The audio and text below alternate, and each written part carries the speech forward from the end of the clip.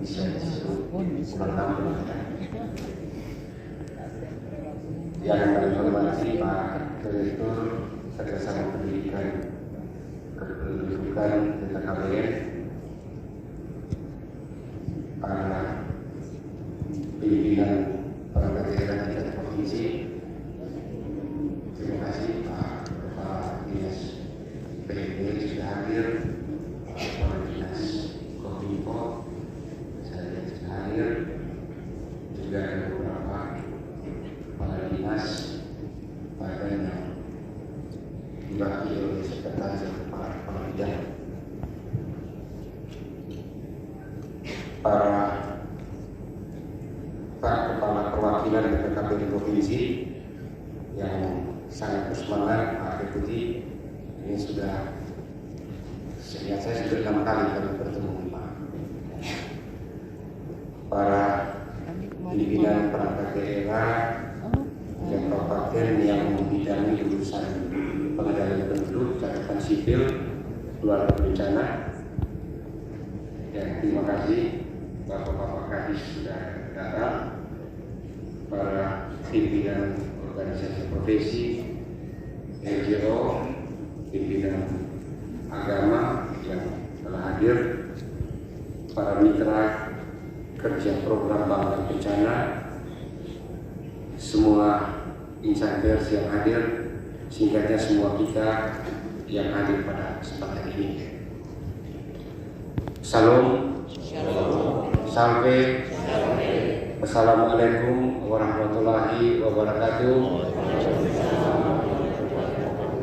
Om Swastiastu, Namo Buddhaya, salam kebajikan.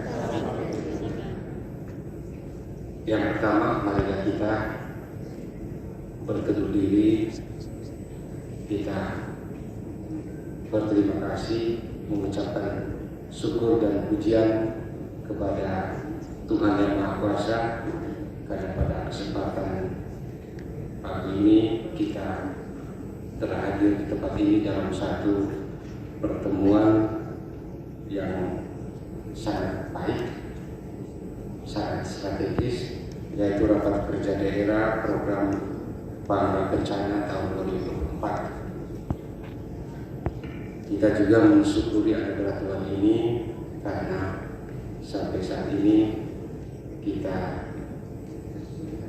tetap diberikan kesehatan yang baik. Ini saya lihat muka semua pada cerah, ya. Dan semua yang datang dari kabupaten juga ini pada cerah semua.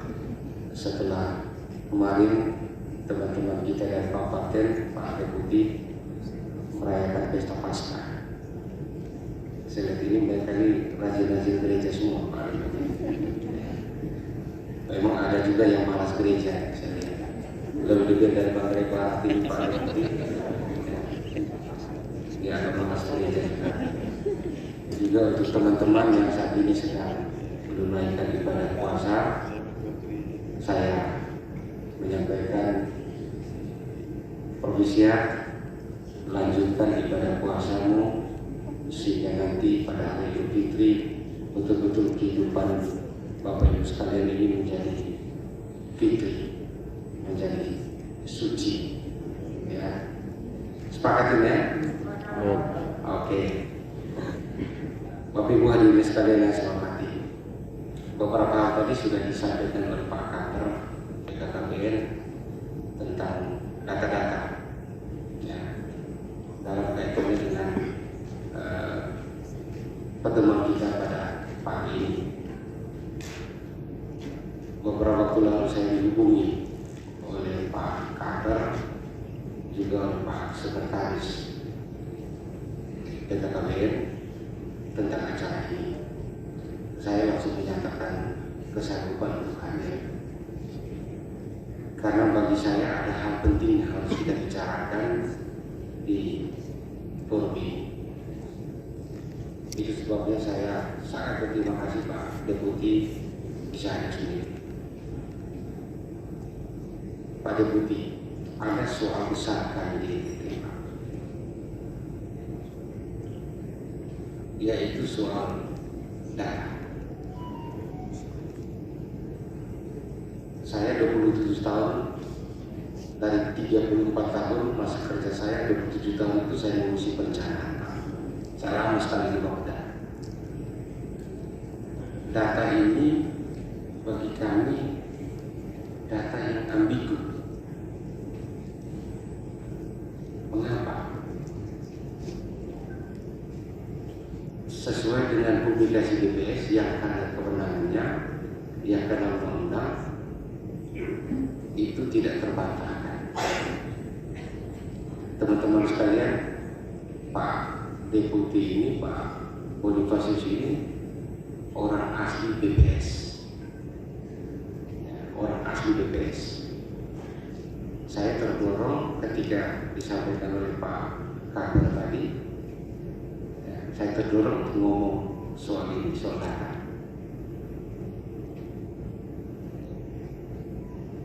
Kita untuk kemiskinan, kita tidak pernah keluar dari 3 besar kemiskinan se-Indonesia. Itu pasti. Dan ini yang kalau kita kalau kita pikirkan atau kita diskusikan, ini seperti ibarat 2 garis sejajar yang tidak pernah bertemu di satu titik. Tidak bertemu di satu titik itu penyebabnya soal indikator-indikator, Pak Deputi. Di kemiskinan atau ukuran kemiskinan itu secara umum kita ketahui tentang garis kemiskinan. Kami di NTT untuk tingkat provinsi garis kemiskinan itu 527.000 sekian. Di kabupaten kota itu bervariasi. Ada yang 417, ada yang 471 bervariasi. Sehingga min-nya itu secara regional NTT itu 525 sekian per kapita per bulan. Lalu ada soal di situ, Pak. Soal garis kemiskinan secara statistika BPS yang tentukan, kita hormati karena itu pasti adalah ilmu dan itu adalah perintah undang-undang. Ini saya harus sampaikan kepada semua teman-teman dari kabupaten kota supaya kita berada dalam satu format pikiran yang sama. Lalu soalnya adalah Pak Deputi yang minta maaf, Pak Deputi adalah orang asli dari BPS. Ada yang ini Pak Deputi untuk 47 indikator, 47 atau 50 indikator, 47 indikator yang konsumsi pangan, kurang lebih ada 10 jenis sayur. Dari 47 indikator ada 10 jenis sayur.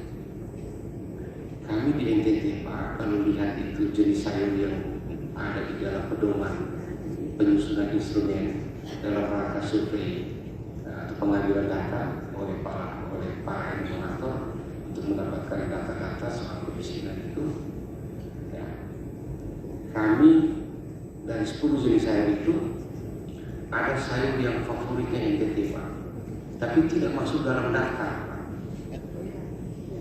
Contoh, Pak, ya, orang Manggarai kalau tidak makan sayur dan ubi dan singkong itu kepalanya pusing 7 hari 7 malam.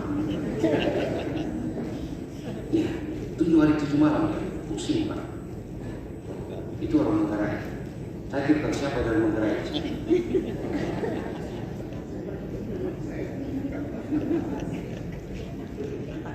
Orang Timur, Pak, kalau tidak makan daun kelor, kepalanya pening mungkin 9 bulan, Pak. Tapi 2 jenis sayur ini tidak ada, Pak, di dalam 10 jenis sayur yang ada di dalam instrumen BPS. Itu soal. Kemudian orang NTT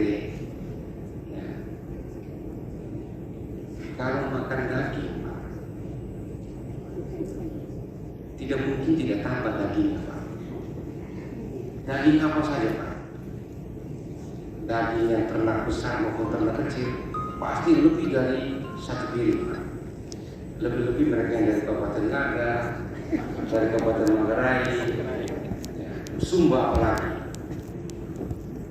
Jadi itu sudah overdosis sebetulnya, Pak. Tetapi mereka memakan itu adalah 9 hari, 10 hari sebelum enumerator itu mengambil data, melakukan semacam susenas atau mengunjungi lapangan. Karena baru 9 hari, 10 hari yang lalu itu ada kematian, Pak. Orang Sumba kalau ada kematian, Pak, separuhnya itu 1 ekor itu dilahap habis, Pak. Tetapi petugas enumerator ini baru melakukan survei dalam seminggu terakhir sebelum dia masuk untuk melakukan ya semacam pencacahan itu, Pak.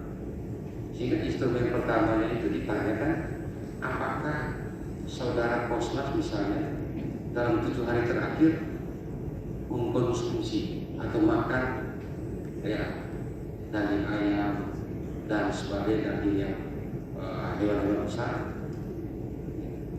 Kebetulan 7 hari terakhir itu belum ada kematian. Baru 9 hari yang lalu dia bilang, si Kosmas ini bilang belum pernah makan. Jadi si enumerator ini buat centang, oh Kosmas dalam 7 hari terakhir tidak makan X ya, bukan centang. Maka miskinlah saya, padahal saya sehat, Pak. Saya sehat. Itu soal. Kemudian ini teman-teman saya, kalau saya tidak orang NTT semua. Dan komdani Pak Beni, Pak, yang paling senior. Orang NTT kalau tidak merokok, Pak, kepalanya pusing 7 keliling. Biar minum Botrek sampai 7 tablet sekali minum, pasti akan tetap pusing, Pak. Termasuk Prof. Arjana. Kalau tidak merokok, Pak. Tetapi anehnya adalah ini kaitannya dengan stunting, Pak, ya. Anehnya jumlah pengeluaran yang dibelanjakan untuk beli rokok, apapun jenis rokoknya, Pak, itu yang diutamakan.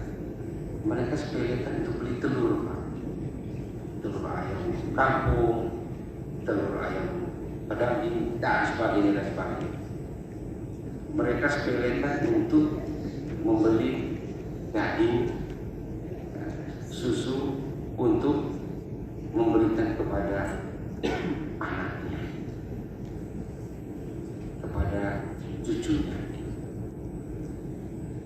Maka pertanyaannya adalah, apakah dalam survei yang dilakukan oleh BPS juga memasukkan tentang soal perilaku? Apa itukah yang termasuk dalam standar error? Nah, ini yang hemat saya, ya, 27 tahun lebih saya bekerja di Bapeda. Pertanyaan, Pak Deputi, Bapak Ibu sekalian yang saya hormati, beberapa waktu lalu, ini kata Pak Deputi orang ahli BPS, beberapa waktu lalu waktu saya kepala Bapeda, kami pernah menggagas satu bentuk survei menyeluruh ya, dengan teman-teman di BPS Provinsi NTT. Ada yang dari BPS, teman saya itu di BPS Provinsi NTT namanya Pak Indra, pintar orang. Waktu itu menggagas satu survei menyeluruh dengan satu program yang disebut dengan Simanataris, survei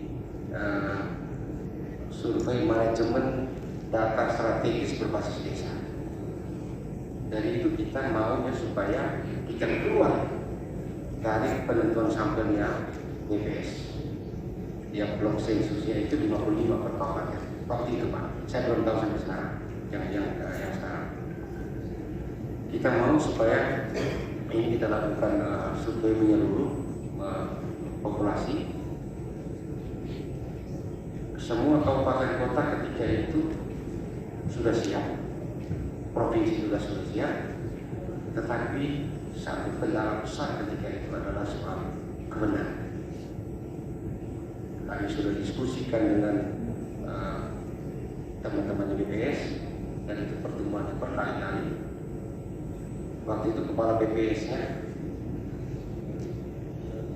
Pak Daris itu yang terus pindah ke Bengkulu, ke Riau.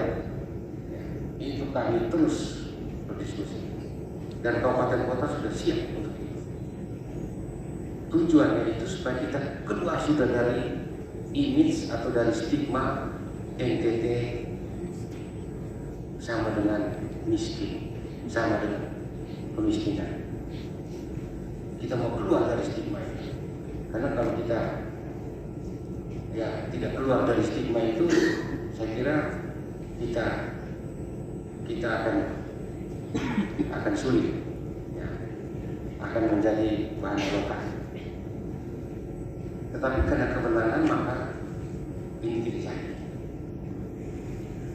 Dalam rangka itu, mohon izin Pak Deputi, Bapak Ibu, pimpinan perangkat daerah dari kabupaten kota juga di tingkat provinsi.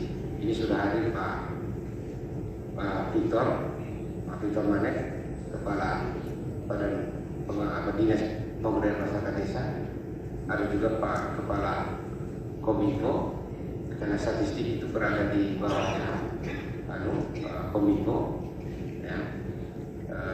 Pak Edi, dan nanti di provinsi Pak Deputi saya laporkan sekaligus bahwa di Dinas Kominfo itu nanti ada satu bidang khusus yang baru namanya bidang statistik, bidang statistik, supaya kita keluar sudah urusan statistik jangan ditangani lagi oleh level staff atau eselon 4, tapi harus eselon 3, yaitu kepala bidang, sehingga taringnya bisa lebih kuat.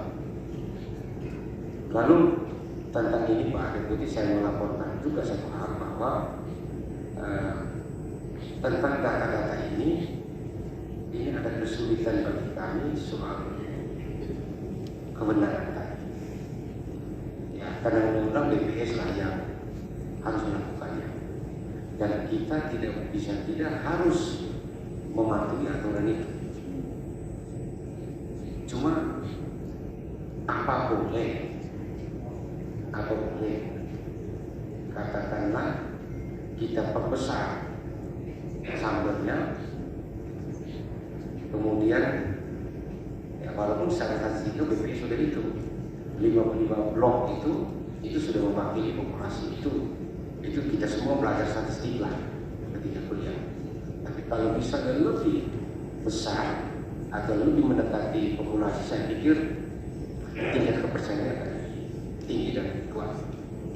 Sehingga apakah boleh khusus untuk yang saat ini sesuai dengan Perpres 72 tentang penanganan stunting yang dikoordinasikan oleh BKKBN, apa boleh dana-dana yang dari pusat itu juga disiapkan dalam rangka itu? Karena kalau pusat ini kan dia lintas kebenaran, pusat lintas kebenaran. Kalau misalnya itu sudah katakan melalui dana ekon atau dana tugas bantuan yang diberikan kepada BKKBN, saya yakin bahwa stigma NTT sama dengan miskin ini, tiga besar termiskin ini bisa keluar Pak. Pak Deputi bisa lihat ini tambang orang-orang NTT ini kan kelihatan muka mereka ini ceria semua Pak.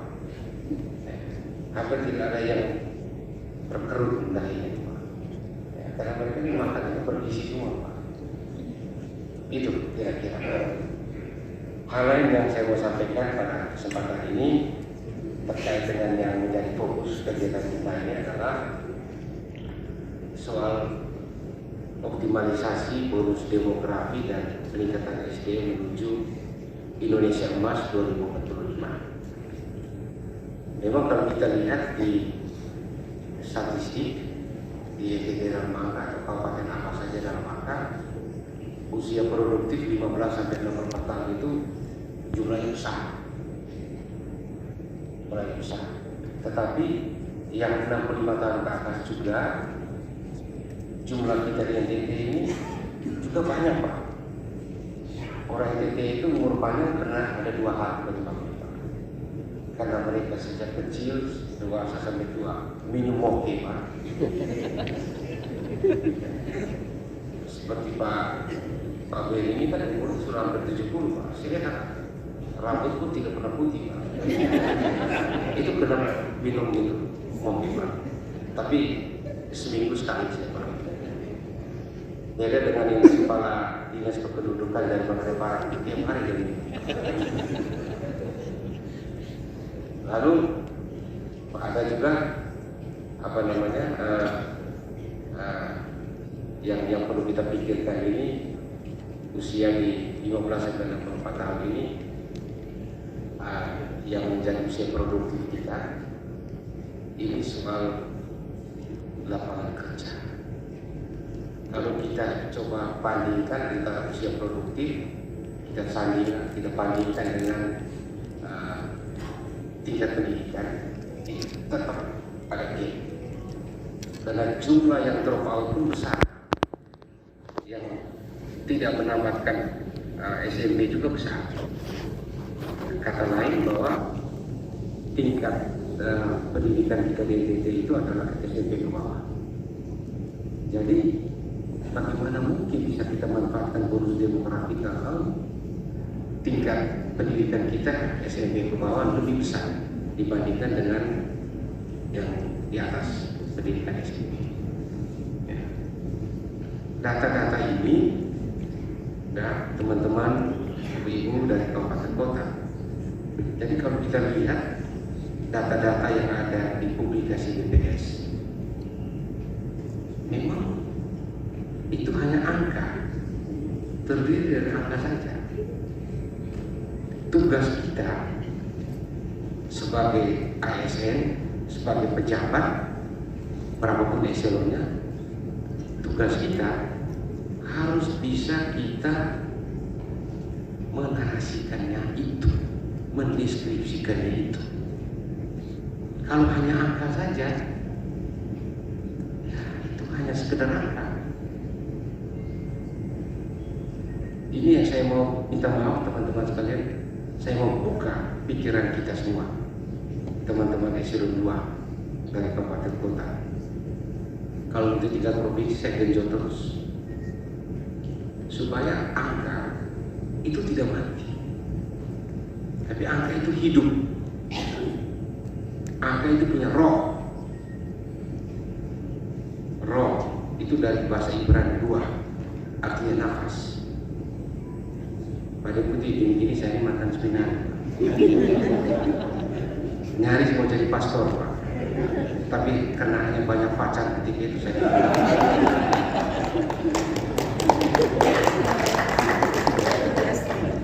jadi teman-teman, jadi angka itu tidak hanya sekedar bahwa kita sebut angka tertentu gitu. Misalnya tadi Pak Kabar BKKBN menyebutkan THR kita dari 5,57 menjadi 2,79. Apa yang mau dinarasikan dari 2,79? Itu arti penting dari pertemuan kita. Jadi ya ulasannya adalah ya angka itu tidak mati, dia hidup dia, karena dia itu ada rohnya, ada ruang, ada nafasnya.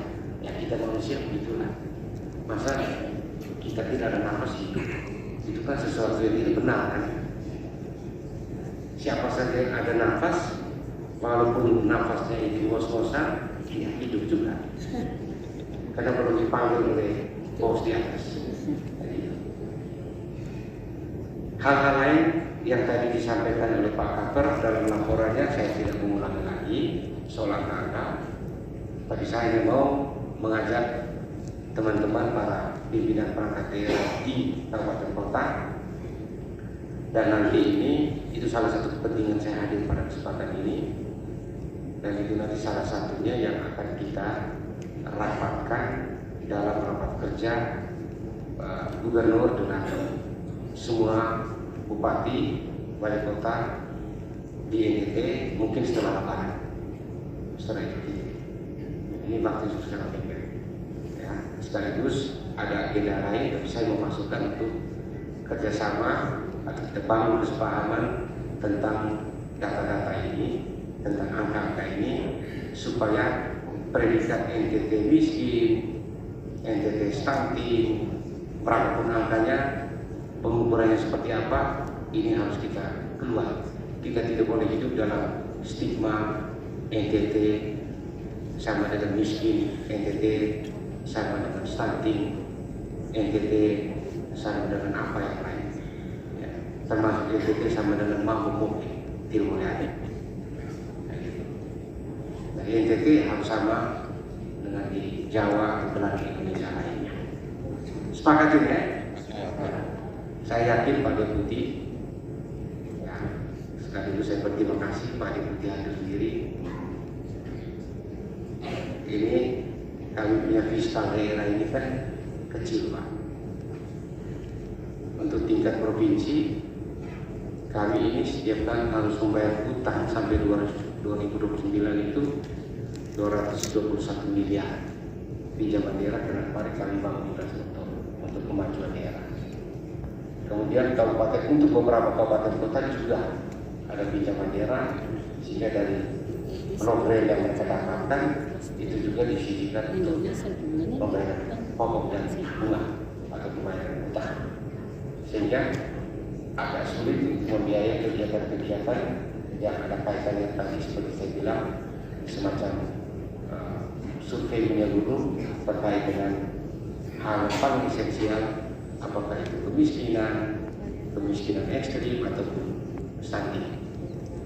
Kalau kolaborasi atau kerjasama kita, ya, baik dengan pihak BKKBN pusat, provinsi, semua perangkat daerah di tingkat provinsi, juga kabupaten kota ini menjadi satu kesatuan, ya, atau kita menyatukan kekuatan, ya, menyatukan kekuatan itulah, ya, itu yang disebut dengan sinergi, sin dan ergon.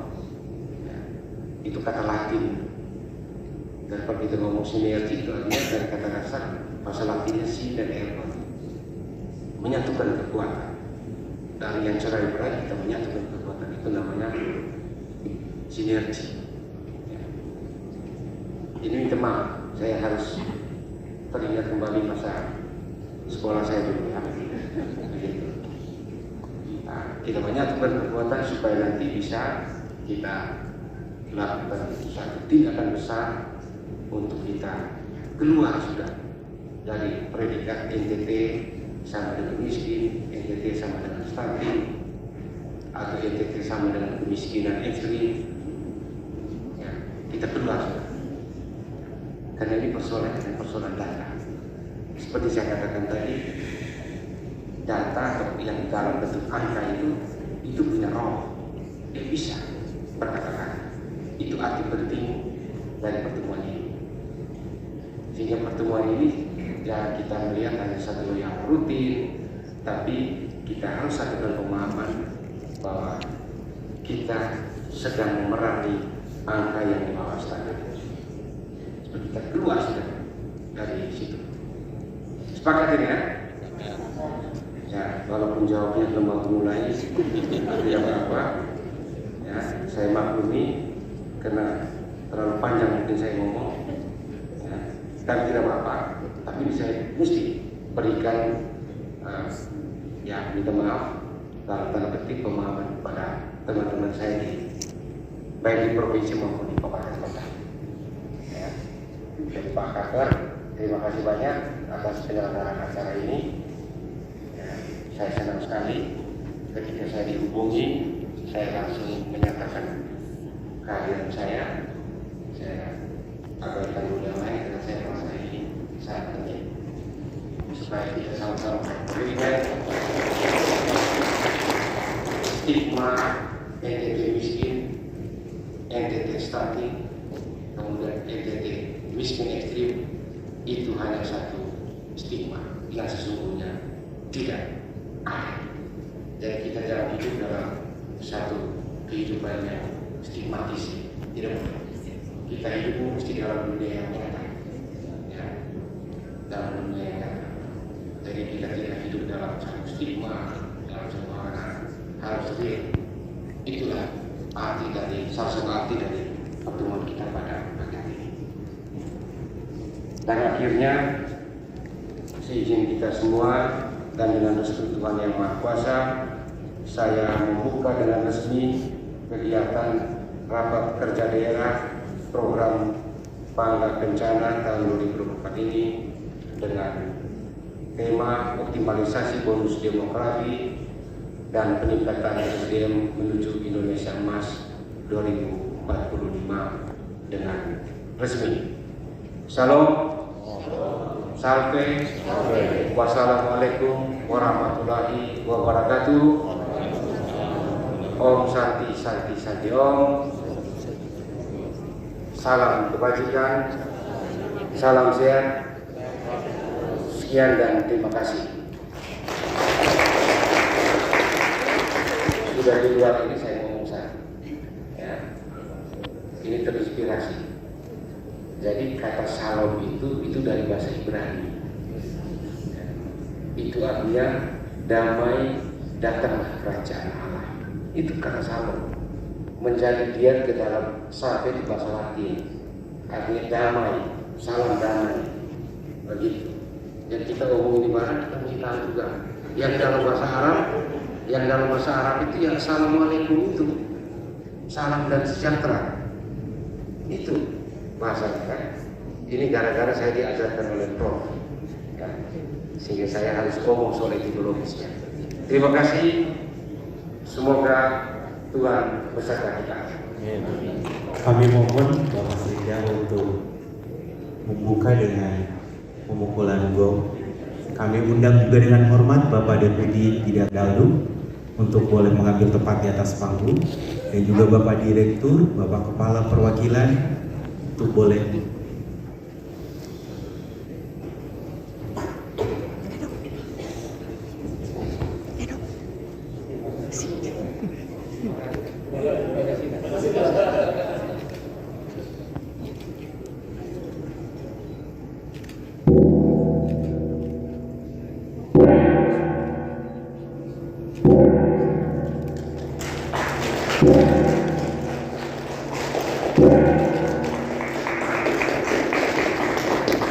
Kami mohon dengan hormat agar Bapak Sekda Provinsi Nusa Tenggara Timur, Bapak Deputi Bidang Daldu BKKBN RI, Bapak Kepala Perwakilan dan juga Bapak Direktur untuk boleh tetap berada di atas panggung. Dan selanjutnya kita berada pada agenda penyerahan secara simbolik DAK Sub Bidang KB Fisik dan Non-Fisik Bantuan Operasional KB tahun 2024 dari Deputi Pengendalian Penduduk BKKBN RI kepada pejabat Gubernur NTT yang diwakili oleh Bapak Sekda Provinsi Nusa Tenggara Timur.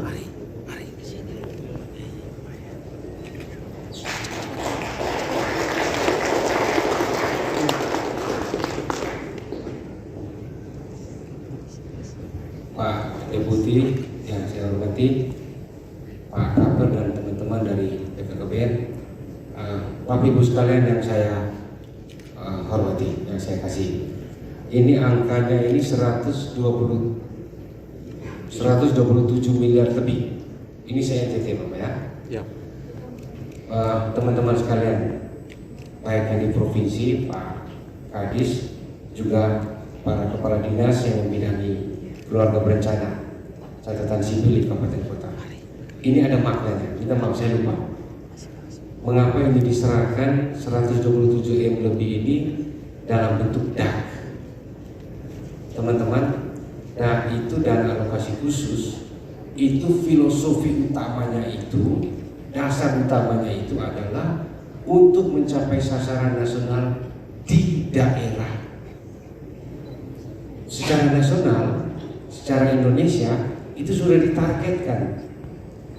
Targetnya apa? Stunting itu sampai dengan 2024 14%. Ya. Kemudian kemiskinan kita itu, kemiskinan ekstrim dan sebagainya, target nasional itu sudah disampaikan, sudah diumumkan. Itu sebabnya pemerintah pusat kasih kita dalam bentuk dana alokasi khusus. Beda dengan DAU. Begitu. Ini dia punya filosofinya seperti itu. Itu sebabnya Pak Deputi memberikan ini kepada kita semua yang tersebar di semua kabupaten kota. Saya juga dengar katanya tingkat realisasinya itu tahun kemarin 77%. Yang non fisiknya itu sebetulnya salah.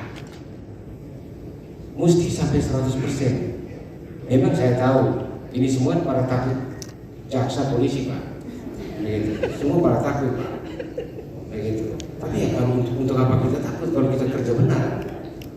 Ya, asal jangan fiktifkan itu SPPD, fiktifkan itu surat tugas. Kalau kita fiktifkan ya masuk penjara kita. Kita kerja sesuai dengan apa yang memang harus kita lakukan, aturan apa yang dipakai sebagai dasar. Jadi sayang kalau misalnya 127 yang sudah disampaikan oleh Pak Deputi kepada kita, anggaran berjalan ini kita mungkin tidak sampai 77 atau 60 sekian, itu sayang sekali. Ya, itu nanti tahun berikut alokasi pasti akan turun, ya, pasti akan turun. Sepakat nanti kita bisa realisasikan ya? Sepakat ya? Wah ini suaranya lemah semua. Ini kacau, ini kurang yakin bagi saya. Bagaimana saya satu lagi? Sepakat ya 100%? Sepakat. Oke, terima kasih.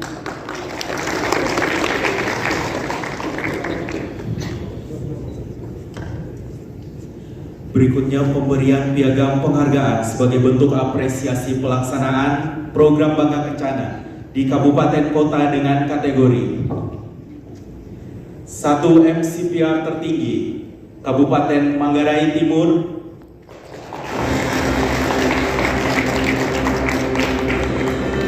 2 MKJP tertinggi Kabupaten Sumba Barat Daya, 3 pengguna KB Pasca Salin dari Kabupaten Sika, 4 pengelolaan dak fisik terbaik dari Kabupaten Malaka, kemudian pengelolaan dak non fisik POKB terbaik dari Kabupaten Manggarai Timur. Kami undang dengan hormat Bapak Ibu Kepala Dinas OPDKB untuk boleh mengambil tempat di atas dari Kabupaten Manggarai Timur, Kabupaten Sumba Barat Daya, Kabupaten Sika, dan juga Kabupaten Malaka untuk boleh berada di atas panggung.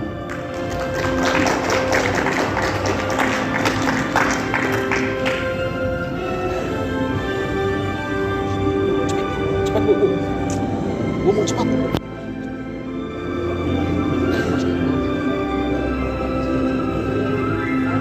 Manggarai Timur, Manggarai Timur.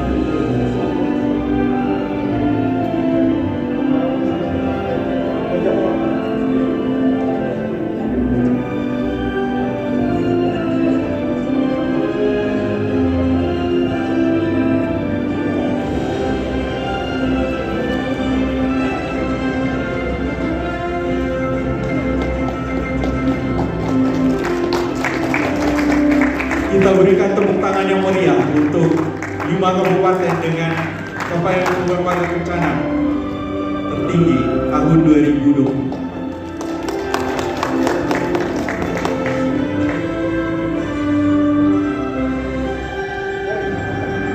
Selanjutnya penghargaan untuk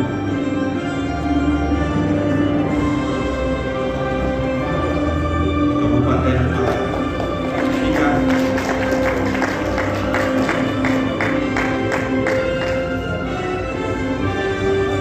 Dan untuk Kabupaten Malaka diserahkan oleh Bapak Kepala Perwakilan BKKBN Provinsi Nusa Tenggara Timur.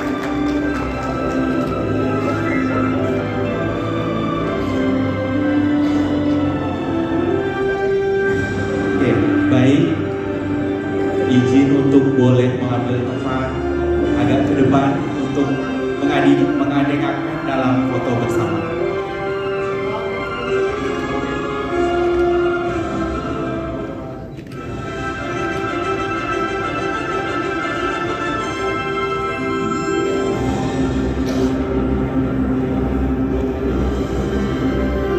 Baik, terima kasih.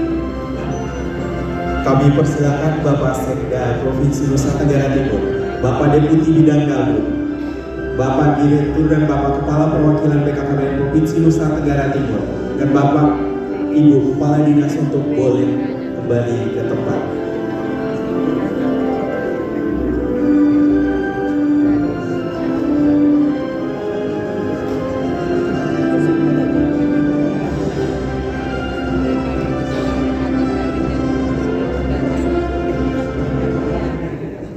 Selanjutnya kita akan mendengarkan keynote speech dari Bapak Deputi Bidang Pengendalian Penduduk BKKBN RI, Bapak Dr. Bonifasius Prasetya Isyarto SSI, Magister Engineering. Kepada Bapak disilakan. Bangunan di NTT tidak ada orangnya. Kita bicara masih kuat masih.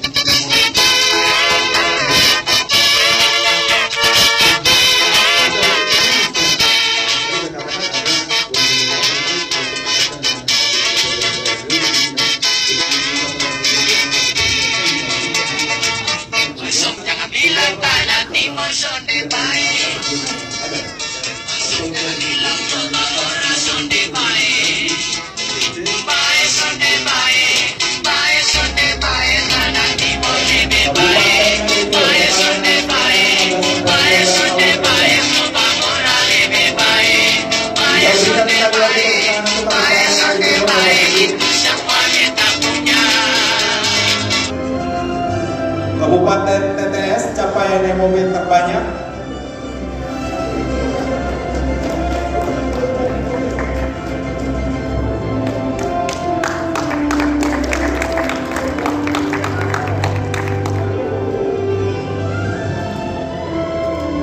Selanjutnya Kabupaten ND MOKP tertinggi dan TFR terendah. Kita berikan tepuk tangan yang paling meriah untuk Kabupaten ND.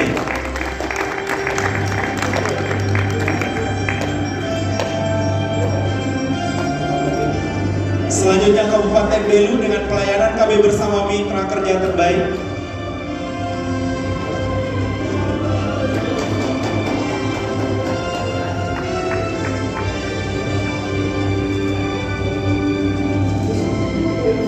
Kabupaten Belu dengan pelayanan KB bersama mitra kerja terbaik. Kita berikan tepuk tangan yang meriah untuk Kabupaten Belu.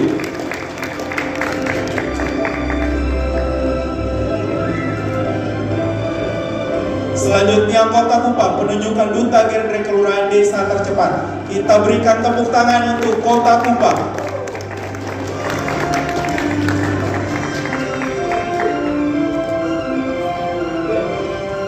Kabupaten TTU untuk pembentukan BKB Hiu dan penunjukan Dewan Penasihat oleh Bupati tercepat. Kabupaten Sumba Timur, ini genting tertinggi, kita berikan tepuk tangan untuk Sumba Timur.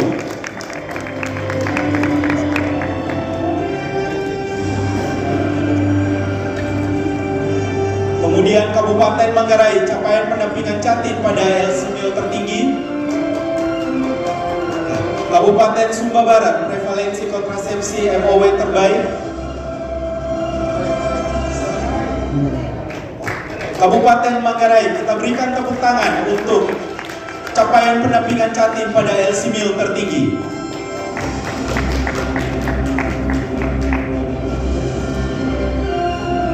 Kemudian Kabupaten Saburai Jua untuk pelatihan TPK terbaik. Kita berikan tepuk tangan yang meriah untuk Kabupaten Saburai Jua.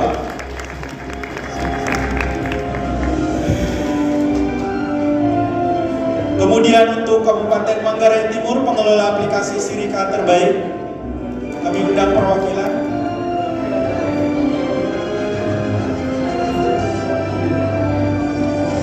Kita berikan tepuk tangan untuk Kabupaten Manggarai Timur.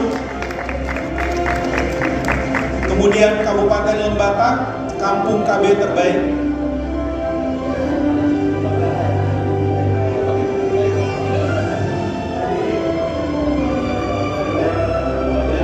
Kita berikan tepuk tangan yang meriah untuk Kabupaten Lembata. Sekali lagi tepuk tangan yang paling meriah untuk semua kabupaten kota yang berhasil mendapatkan beberapa kategori penghargaan terbaik. Kita abadikan momen bersama dalam bentuk foto.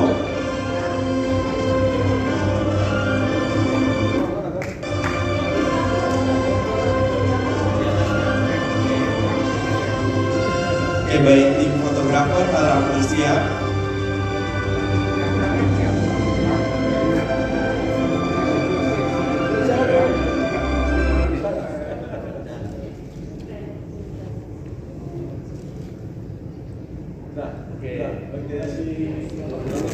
Baik, kami masih panggil Pak, saya mau tanya, ini alasan kenapa NTT nanti tidak menikmati bonus demografi, Pak? Kenapa? NTT tidak menikmati bonus demografi. Siapa yang bilang tidak menikmati bonus? Tadi disambutan tadi, Pak. Di sambutan bilang tidak. Menikmati bonus demografi. Nah, usia bonus demografi itu kan pemanfaatan 15 sampai 64 tahun. Kita ini kan potensial sekali karena itu adalah usia produktif dan itu tersebar di semua kabupaten kota ya. Dan dibandingkan dengan tingkat pendidikan yang saya sebut tadi, yang data BPS menyebutkan rata-rata kita tamat SMP saja, ya. Maka itu yang dimaksudkan. Dan kita kurang dapat menikmati manfaat dari yang sesungguhnya kita bisa dari itu. Ya. Mudah-mudahan akan ada perbaikan data, akan ada perbaikan data-data, termasuk juga data-data publikasi resmi yang oleh BPS. Seperti itu ya.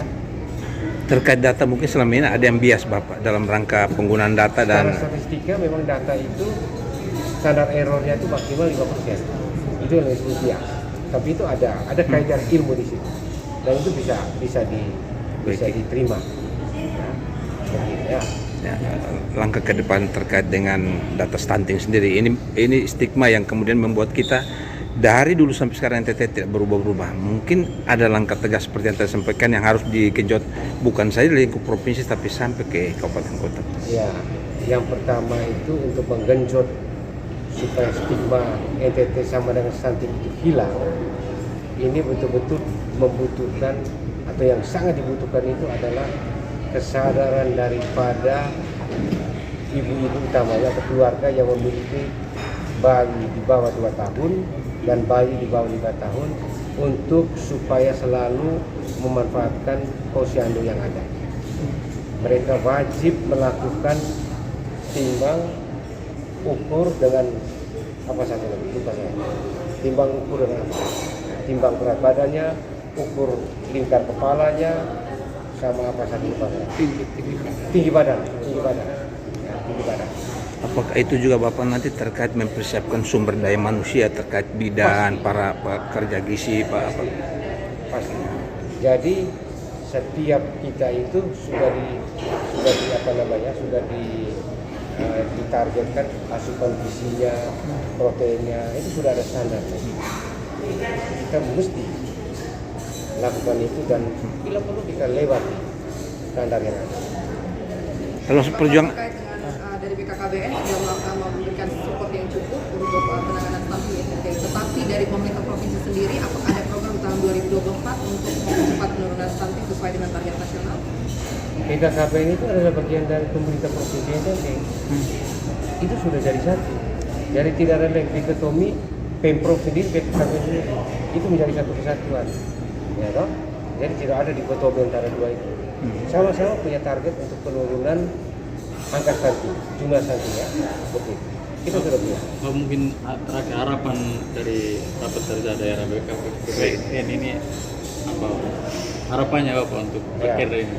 Salah satu harapannya itu adalah bangun komitmen antara Pemprov, BKKBN provinsi dengan Pemprov kabupaten kota yang saat ini diwakili oleh Dinas Pengendalian Penduduk dan Keluarga Berencana atau apapun nomenklatur di kabupaten kota ya. Kita bangun komitmen bersama. Satu hal komitmen yang harus kita bangun itu adalah kita mengurangi stunting, mengurangi kemiskinan ekstrim. Itu komitmen yang kita lakukan ya.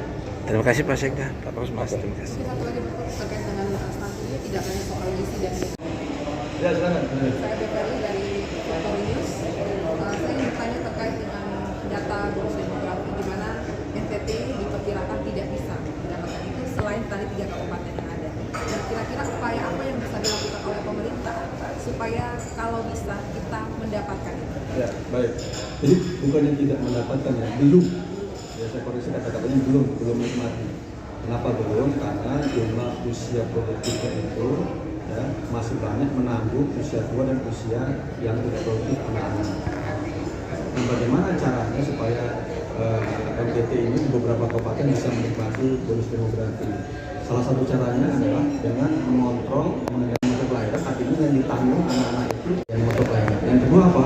Yang kedua adalah mempertahankan ya, usia produktif ada di NTT supaya mereka tidak migrasi keluar NTT, provinsi NTT.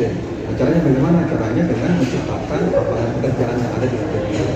Nah, poin yang ketiga adalah yang usia produktif tadi, ya, dimulai dari 15 tadi, seperti yang 11 dalam tanda tadi itu ya, harus ditingkatkan skillnya, ya, pemahamannya, pendidikannya, termasuk juga kesehatannya ya, sehingga mereka punya kemampuan yang cocok dengan lapangan pekerjaan yang ada maupun yang nanti akan diciptakan. Jadi tiga kata kunci itu yang bagian penting bagaimana NTT ini juga bisa memanfaatkan menikmati bersama. Ada satu hal tadi terkait dengan grand design kependudukan. Bapak katakan bahwa salah besar kalau orang menganggap itu hanya tugas BKKBN dan tugas dinas KB. Nah, seperti apa mungkin harapannya agar pemerintah provinsi NTT dengan seluruh dinas dan OPD ini bisa memanfaatkan hal ini? Ya, yang pertama memang di BPK itu harusnya penyusunannya maupun nanti pemanfaatannya dipegang oleh Sekda. Ketuanya bisa Bapeda.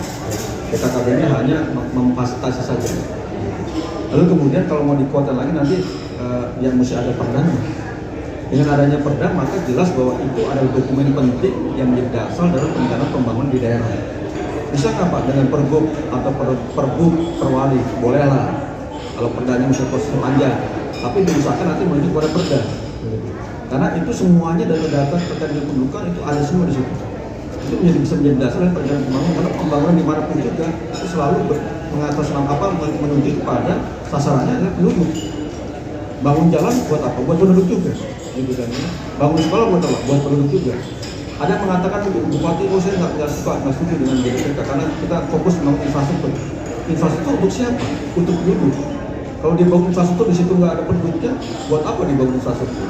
Ini sebenarnya GDPK itu memang sangat penting, bukan kami BKKBN, tapi untuk semua yang ada di daerah, untuk pembangunan yang ada di daerah. Karena tidak hanya unsurnya unsur terkait dengan keluarga berencana di sana, tapi unsurnya multi sektor.